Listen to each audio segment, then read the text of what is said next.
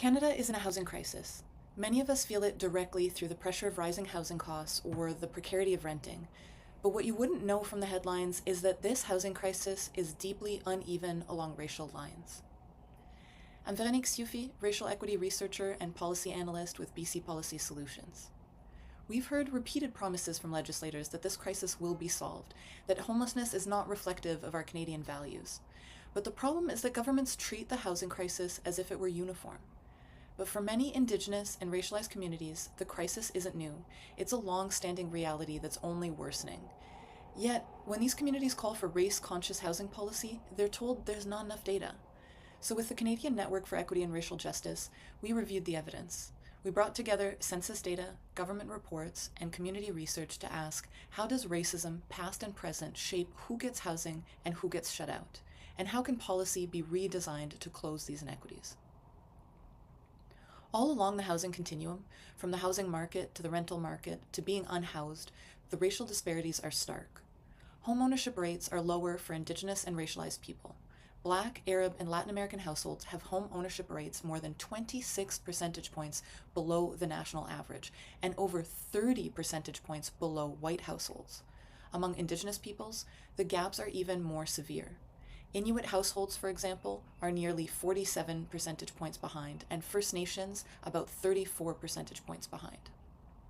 In the rental market, Black, Indigenous, and recent immigrant renters face more discrimination, more arbitrary denials, higher deposits, and more evictions, and are far more likely to live in housing that is overcrowded, unaffordable, or in disrepair. Homelessness disproportionately affects certain racialized communities, such as Black people and recent immigrants, but overwhelmingly, Indigenous people are far overrepresented. 35% of unhoused individuals in the latest count were Indigenous, despite making up only about 5% of the population.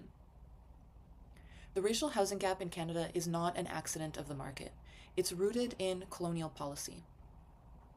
The Indian Act, residential schools, land surrenders, these displaced Indigenous peoples from their governance systems, their families, and economies, and set up the stage for a housing system built on exclusion. Property ownership itself was designed as an exclusionary right, treating land as a commodity to optimize, not a shared space. All through the 20th century, governments then made these inequalities worse. The Federal Housing Agency, the CMHC, cleared out areas they labeled blighted, like Hogan's Alley in Vancouver and Africville in Halifax, wiping out whole Black communities, often under the pretense of infrastructure projects. Waste sites built near Black and Indigenous communities also drove down property values and forced people out. The CMHC also practiced redlining by only backing loans in neighborhoods they considered creditworthy, that let banks refuse mortgages in places where lots of Indigenous or racialized people lived. In the rental market, a lot of the so-called neutral rules, like needing a certain minimum income, a long credit history, or an employer reference, end up hitting Black, Indigenous, and immigrant households the hardest.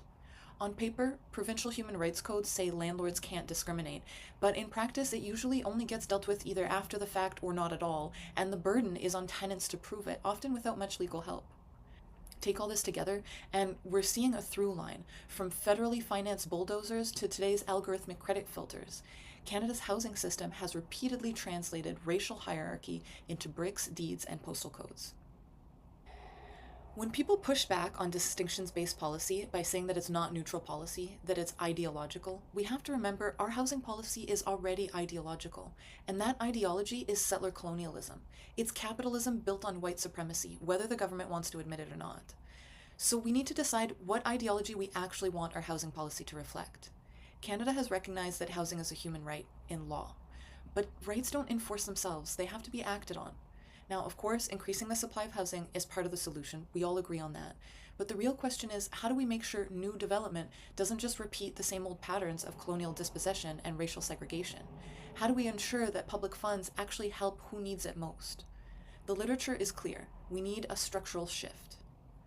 We must drastically expand public investment in affordable housing, particularly non-market housing, co-ops, nonprofits, and supportive housing that has wraparound services.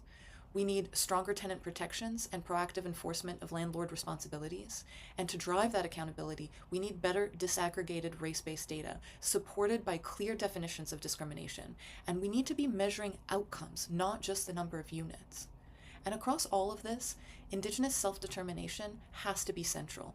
We have to fully fund the First Nations and Inuit housing strategies and return more stolen land to Indigenous stewardship. Across the country, First Nations, Indigenous housing authorities, community land trusts, nonprofits, and co-ops already show what's possible when communities are empowered to enact their own flexible solutions.